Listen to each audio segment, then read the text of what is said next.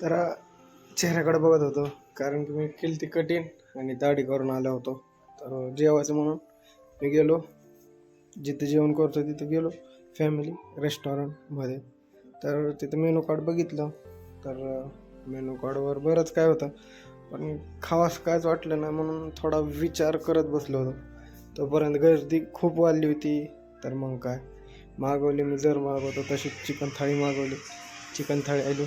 मग जेवण केलं. तिथून पुढं विचार आला की बाबा सेफ्टी बूट नाही आहे.